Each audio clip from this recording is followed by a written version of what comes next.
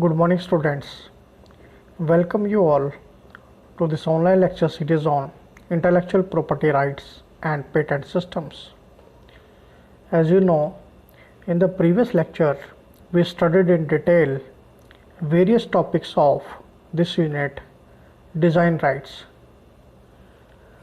So we studied in detail nature and scope of protection of design rights, protection of layout design of integrated circuits, and protection of undisclosed information.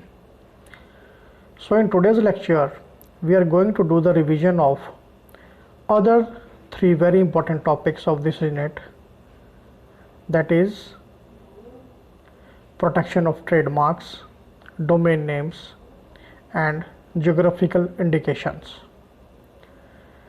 As you see on the slide, the first topic of today's lecture is protection of trademarks. So what is trademark? A trademark is an established or registered mark which identifies a manufacturer's unique goods and services. A very good example of trademark is Nike, which is a well-known shoe company, and other shoes companies are Adidas and Reebok. So using the trademark protection, one company can protect its product from its competitor companies. And another well-established trademark is Coca-Cola, where soft drinks are manufactured by this company. Now let's understand why trademarks are important. The trademarks are important because there are many advantages associated with them, such as the trademarks are an effective communication tool. Also, trademarks make it easy for customers to find products of their choice. The trademarks allows businesses to effectively utilize the internet and social media. And trademarks are a valuable asset which never expire. So now let's understand what is trademark protection.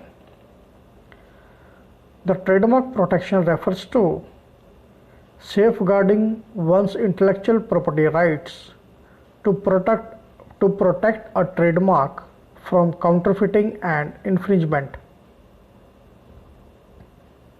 So another important question is how trademarks can be protected. The trademarks are protected by intellectual property rights.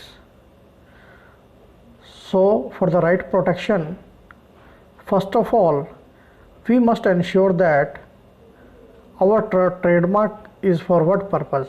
That means whether it is for identifying our service to the customer or we are delivering the product. If we use a mark to identify a service and not a product, then that mark is specifically called as service mark, which is equally protected by the law.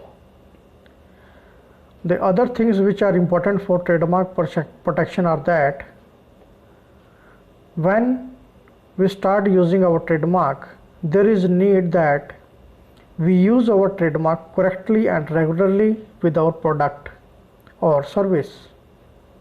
Also, we should keep a lookout for our trademark by adopting some check system of our own regarding counterfeiting or infringement.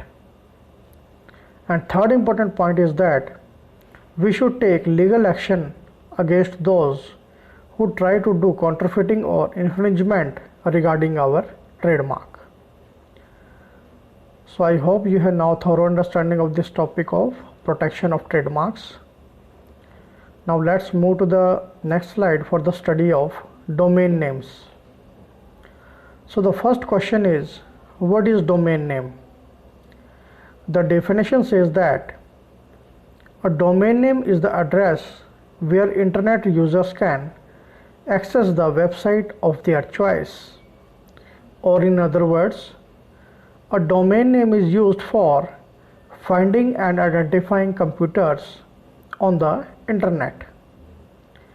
The example of popular domain names are google.com and also microsoft.com. So here it must be noted that a domain name can be registered by any person, firm or company to enable internet users to locate their company's site on the web. Now the next important question is why domain names are important. These are important because the choice of domain name can increase financial gains of any company. Also, one business organization or company can be connected with their customers directly through the internet. Now another important question is how one should select the domain name. So one should pick a domain name that is not the trademark of other company, particularly a well-known trademark company. This is because most laws treat registration of another person's trademark as a domain name as trademark infringement, which is also known as cyber squatting. So what that means is that if some domain name is taken which is looking like to that of some other company or brand, then it is termed as illegal and can be the case of cyber squatting. Now how to check whether our proposed domain name is distinctive or not? There are various databases that one can search on the web to determine if their proposed domain name is already registered trademark or not. One such database is established by WIPO, that is World Intellectual Property Organization. So that database is called as Trademark Database Portal, which helps people to do the desired search regarding the existing domain names. So I hope you have now thorough understanding of this topic of domain names. Now let's move to the next slide for the study of geographical indications. As you see on the slide, so what is geographical indication? The definition says that a geographical indication, also called as GI, is a sign used on products that have a specific geographical originality, and also it possesses qualities or a reputation that are related to that origin. Now few examples of popular geographical indications of India are Mysore silk, Darjeeling tea and Kolhapuri chappal. And popular international geographical indications are Swiss watches, Indian basmati rice and Florida oranges.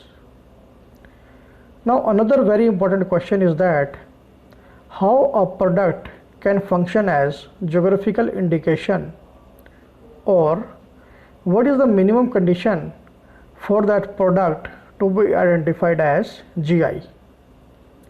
So in order to function as a GI or geographical indication, a sign must be identified as a product which originated in that given place. Also, in addition to that, the qualities, characteristics or reputation of the product should be essentially due to that place of origin. Why this is in this way? Because the qualities of geographical indications or GI product is dependent on the geographical place of its production. So it must be keep in mind that in case of GI identification, there is a clear link between the product and its original place of production. Now another very important question is that why there is need of geographical indication protection. There is a need of geographical indication protection because the GI of any product is just more than a name or symbol. Why? Because it reflects a reputation that is strongly linked to that geographical area. This may be due to many factors such as varying sizes or emotional component attached to that area. Also, it must be noted that a GI's reputation is a collective intangible asset. That means it may be due to its geographical location and environment, which makes it distinctive among others. So if that is not protected and could be used without restriction, then it may lead to or it may diminish its true value and originality, which was attached to that place of origin or geographical location. Now next question is that what is the importance of geographical indication? The importance of geographical indications are many, like economic, environmental, cultural, educational and social. How? Let's discuss these briefly. So the geographical indications provides monopoly for the producers in that specific region. So in this way, economically it affects the productions. This helps in biodiversity conservation and environmental preservation. So environmental factor is there. The cultural factor is there because GI promotes the preservation of the quality and traditional know-how of that locality for processing and production. And also it affects educational part also because this promotes the heritage and value of that nature. And also the GI promotes the sense of belongingness among all. And the socially it is affected because the protection of GI leads to the overall increase in the living standard of that region due to the increase of per capita income of that region. So in this way, the geographical indications are very important. I hope you have now thorough understanding of this topic of geographical indications. So this was all about today's lecture, where we studied in detail various design rights. As you see on the slide, in the next lecture we shall study new topic, that is practical aspects of a patent. So we shall study in detail the process of drafting of a patent and study few exercises on preparing an application seeking a patent. So we shall discuss these topics with suitable examples in the next lecture. Thank you.